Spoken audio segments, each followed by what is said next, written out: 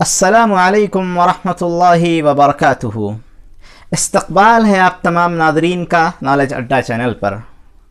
سب سے پہلے میں اپنے تمام ناظرین کا، جن میں ہمارے والدین، اساتذہ، دوست احباب، بڑے بزرگ تمام لوگ شامل ہیں، میں آپ تمام کا دل کی گہرائیوں سے ممنون اور مشکور ہوں کہ آپ نے میری حوصلہ افزائی کی، آپ نے مجھے حوصلہ عطا فرمایا اور اپنے قیمتی مشوروں اور دعاؤں سے ہمیں نوازا۔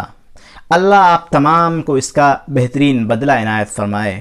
ناظرین کرام، میرے دل کے اندر یہ خیال پیدا ہوا کہ جب میری اتنی حوصلہ افزائی کی گئی تو کیوں نہ حوصلہ افزائی کے حوالے سے گفتگو کر لی جائے کہ حوصلہ افزائی کسے کہتے ہیں، حوصلہ افزائی کا اسلام میں کیا مقام ہے، نبی اکرم صلی اللہ علیہ وسلم اپنے صحابہ کرام کی کس طرح سے حوصلہ افزائی کیا کرتے تھے۔ حوصلہ افزائی چند لفظوں سے مل کر بنا ہوا ایک جملہ ہے، جس سے سامنے والا اپنے اندر طاقت محسوس کرتا ہے، جس سے سامنے والا اپنے اندر ایک قوت محسوس کرتا ہے، جس سے سامنے والا اپنے اندر ایک اڑان محسوس کرتا ہے۔ اسے حوصلہ افزائی کہتے ہیں۔ اس زندگی کے اندر ہر انسان کو حوصلہ افزائی کی ضرورت ہوتی ہے، ہر انسان کو ہمت کی ضرورت ہے، ہر انسان کو قوت کی ضرورت ہے۔ انسان بہت سارے امور کو انجام دینے کی کوشش کرتا ہے، لیکن اپنے اندر حوصلہ نہیں پاتا ہے، اپنے اندر ہمت نہیں پاتا ہے، اپنے اندر وہ طاقت نہیں پاتا ہے کہ اس کام کو انجام دے۔ اس وجہ سے کہ ہمارا معاشرہ ایسا معاشرہ ہے جس معاشرے کے اندر حوصلہ افزائی کرنے والوں کی تعداد بہت تھوڑی ہے، حوصلہ شکنی کرنے والوں کی تعداد بہت زیادہ ہے۔ انسان دوسروں کے اندر جو ہمت ہے اس ہمت کو توڑتا ہے۔ ہر انسان کی زندگی میں کبھی نہ کبھی ایسا وقت ضرور آتا ہے جب وہ پست ہمت ہو جاتا ہے، اس کا حوصلہ ختم ہو جاتا ہے، اس کا حوصلہ ٹوٹ جاتا ہے، اس کی ہمت جواب دے جاتی ہے۔ اس وجہ سے کہ ہمارا معاشرہ ایسا معاشرہ ہے جس معاشرے کے اندر حوصلہ افزائی کرنے والوں کی تعداد بہت تھوڑی ہے، حوصلہ شکنی کرنے والوں کی تعداد بہت زیادہ ہے، ہمت کو توڑنے والوں کی تعداد بہت زیادہ ہے، ہمت کو باندھنے والوں کی تعداد بہت کم ہے، ہمت دینے والوں کی تعداد بہت کم ہے۔ اور یہ چیز آج سے نہیں، بہت پہلے سے چلی آ رہی ہے۔ حضرت نوح علیہ السلام ہیں جنہیں آدم ثانی کہا جاتا ہے۔ جب اللہ نے انہیں حکم دیا کہ اے نوح کشتی تیار کرو، حضرت نوح علیہ السلام نے اپنے رب کے حکم پر کشتی بنانا شروع کر دیا۔ لیکن قوم کے لوگوں نے جب دیکھا کہ نوح کشتی بنا رہا ہے تو قوم کے لوگوں نے مذاقاً کیا کہا اے نوح یہ صحرا ہے، یہ ریت ہے، نہ یہاں دریا ہے، نہ یہاں سمندر ہے، نہ یہاں ندی ہے، نہ یہاں پانی کا نام و نشان ہے، یہ کشتی چلاؤ گے کہاں؟ مذاقاً انہوں نے یہ بات کہی، لیکن حضرت نوح علیہ السلام کو چونکہ معلوم تھا کہ رب کا اشارہ ہے، آگے کیا ہونے والا ہے وہ رب کرنے والا ہے۔ کشتی بنا رہے تھے رب کے حکم سے، پھر آخرکار وہ ہوا جو دنیا نے دیکھا۔ اسی طرح سے حضرت یعقوب علیہ السلام ہیں، جب ان کے لخت جگر کو ان سے جدا کر دیا جاتا ہے، جدا ہوئے زمانہ ہو گیا، لیکن اس کے باوجود بھی حضرت یعقوب علیہ السلام کیا کہتے ہیں؟ لوگو اگر تم مجھے یہ نہ کہو کہ یہ دیوانہ ہو گیا ہے تو یقیناً مجھے یوسف کی بو آ رہی ہے۔ لوگوں نے کہا اے یعقوب یوسف غائب ہوئے زمانہ ہو گیا، اب بھی تم یوسف کے فراق میں ہو، اب بھی تمہیں یوسف کی بو آ رہی ہے۔ تم اپنے پرانی غلطی پر ہو، تم وہی اپنی پرانی روش پر ہو۔ ان کے حوصلے کو توڑنا چاہا تھا، ان کی ہمت کو توڑنا چاہا تھا، لیکن یعقوب علیہ السلام کو چونکہ معلوم تھا کہ جو یوسف علیہ السلام نے خواب دیکھا تھا وہ خواب سچا ہے اور سچ وہ خواب سچا ہے. خواب دیکھا تھا کہ سورج اور چاند اور ستارے سجدہ کر رہے ہیں اور یہ خواب سچ ہونا تھا. انہیں معلوم تھا کہ یوسف سے ملاقات ہوگی، اس وجہ سے ہمیشہ وہ امید لگائے بیٹھے تھے. حوصلہ اپنے اندر پاتے تھے کہ ہم یوسف علیہ السلام سے ضرور ملاقات کریں گے. لیکن قوم کے لوگوں نے کیا کہا؟ انک لفی ضلالک القدیم، اے یعقوب تم ابھی پرانی غلطی پر ہو. ہمت کو توڑنا چاہا تھا، حوصلہ کو پست کرنا چاہا تھا. اسی طرح سے ہمارے اور آپ کے نبی جناب محمد الرسول اللہ صلی اللہ علیہ وسلم کے ساتھ بھی ہوا. جب آپ صلی اللہ علیہ وسلم نے لا الہ الا اللہ کی دعوت کو لے کر قوم میں گئے، لوگوں کو اللہ کی پہچان کرائی، لوگوں کو اللہ کی معرفت کرائی، اللہ کی طرف دعوت دی، لوگوں نے آپ کو کیا کہا؟ یہ دیوانہ ہو گیا ہے، یہ پاگل ہو گیا ہے، یہ جادوگر ہے، یہ ساحر ہے. قوم کے لوگوں نے اس طرح کے برے کلمات کہہ کر کے آپ کی ہمت کو توڑنا چاہا تھا، آپ کے حوصلے کو پست کرنا چاہا تھا، آپ کی دعوت کو مٹانا چاہا تھا. لیکن نبی صلی اللہ علیہ وسلم کے اندر ایک جذبہ تھا، ایک حوصلہ تھا. وہ حوصلہ اس وجہ سے تھا کہ انہیں معلوم تھا کہ اسلام کا پیغام پوری دنیا کے اندر عام ہونے والا ہے.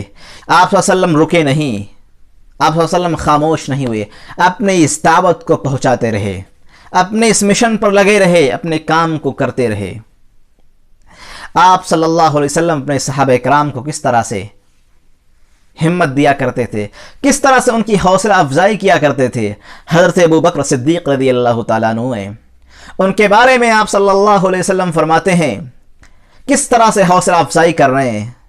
لو كنت متخذا خلیلا من امتی لاتخذت ابا بکر، اگر میں اپنی امت میں سے کسی کو اپنا خلیل بناتا، اپنا جگری دوست بناتا تو ابو بکر کو بناتا.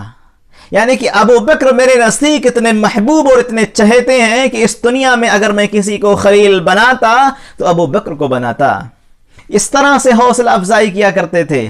حضرت عمر رضی اللہ تعالیٰ عنہ، ان کے بارے میں آپ صلی اللہ علیہ وسلم فرماتے ہیں لو کان نبی بعدی لکان عمر، اگر میرے بعد کوئی نبی ہوتا تو عمر ہوتے. اس طرح سے حوصلہ افزائی کیا کرتے تھے. حضرت عثمان رضی اللہ تعالیٰ عنہ، کیا کہتے ہیں ان کے بارے میں آپ صلی اللہ علیہ وسلم؟ کس طرح سے حوصلہ افزائی کر رہے ہیں. الا استحیی من رجل یستحیی منہ الملائکہ، کیا میں ایسے آدمی سے حیا نہ کروں جس سے فرشتے حیا کرتے ہیں. حضرت علی رضی اللہ تعالیٰ عنہ کے بارے میں فرمایا لأعطین الرایۃ غدا رجل یحب اللہ ورسولہ ویحبہ اللہ ورسولہ، کہ کل غزوہ خیبر کے موقع پر فرمایا تھا کل میں ایک ایسے شخص کو جھنڈا دینے والا ہوں جو اللہ اس کے رسول سے محبت کرتا ہے اور اللہ اور اس کے رسول اس سے محبت کرتے ہیں اور اللہ اسی کے ہاتھوں فتح عطا فرمائے گا. اس طرح سے حوصلہ دیا کرتے تھے اپنے صحابہ کرام کو. لیکن ہمارا معاشرہ ایسا معاشرہ ہے کہ لوگ حوصلے کے بجائے، حوصلہ دینے کے بجائے حوصلے کو توڑتے ہیں، ہمت دینے کے بجائے ہمت کو توڑتے ہیں. آج ہمارا نوجوان اپنے آپ کو بدلنا تو چاہتا ہے لیکن معاشرہ اسے بدلنے نہیں دیتا ہے. ہمارا نوجوان اپنے اندر تبدیلی پیدا تو کرنا چاہتا ہے لیکن ہمارا معاشرہ تبدیلی پیدا کرنے نہیں دیتا ہے. آج ہمارا نوجوان گناہ چھوڑنا تو چاہتا ہے لیکن اس کے شیطانی دوست اسے چھوڑنے نہیں دیتے ہیں. آج ہمارا نوجوان آگے بڑھنا تو چاہتا ہے لیکن ہمارا معاشرہ اس کی ٹانگیں کھینچ لیتا ہے. آج ہمارا نوجوان اپنے قدم کو آگے بڑھانا تو چاہتا ہے لیکن لوگ اس کے قدم کو پیچھے کھینچ لیتے ہیں.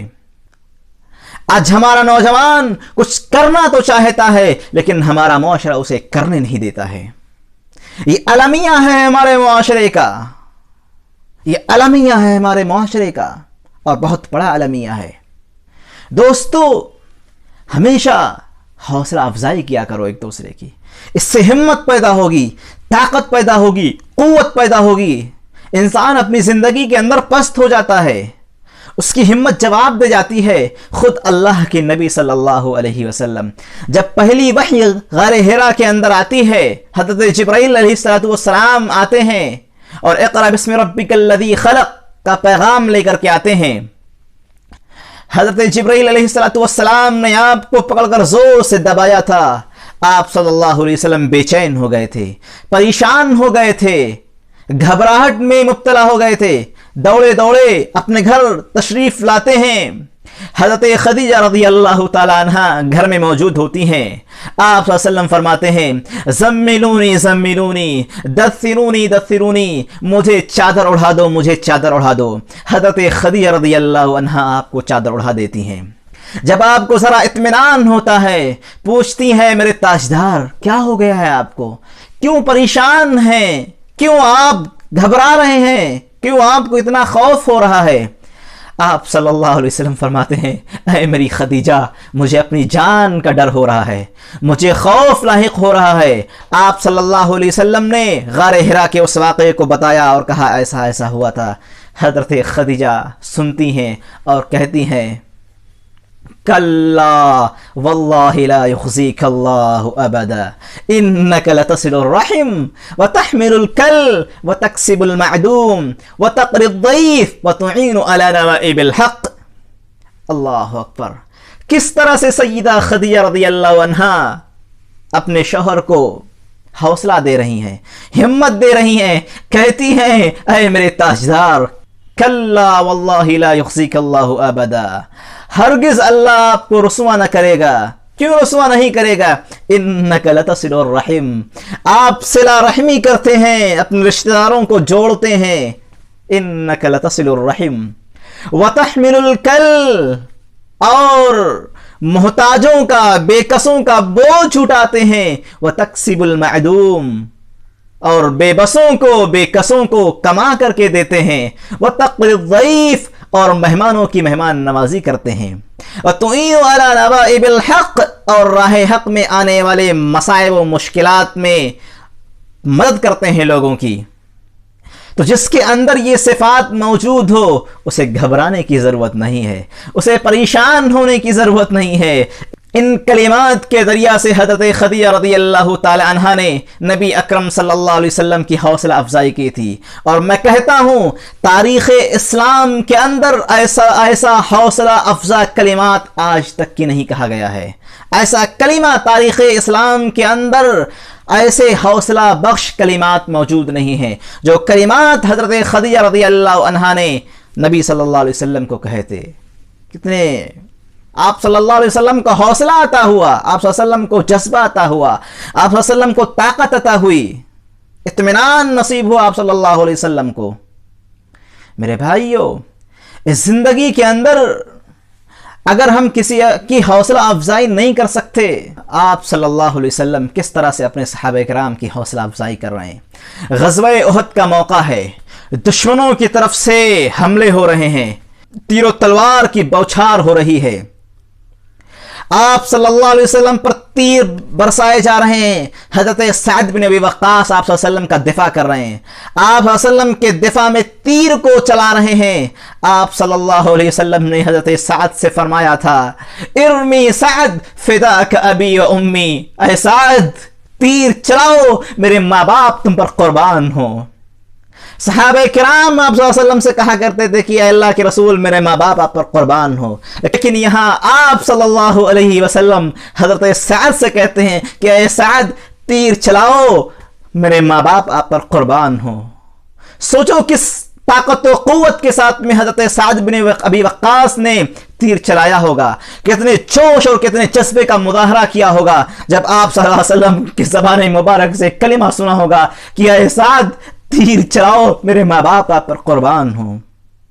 اس طرح سے حوصلہ عطا کیا تھا، اس طرح سے ہمت عطا کی تھی آپ صلی اللہ علیہ وسلم نے اپنے صحابہ کرام کو۔ دوستو، زندگی کے اندر اگر کسی کی حوصلہ افزائی نہیں کر سکتے ہو تو اس کی حوصلہ شکنی بھی نہ کیا کرو۔ اگر کسی کو ہمت نہیں دے سکتے ہو تو اس کی ہمت توڑو بھی نہیں۔ یہ پیغام تھا آج کی اس ویڈیو میں۔ پھر انشاءاللہ نئے موضوع کے ساتھ میں پھر ملیں گے۔ فی امان اللہ۔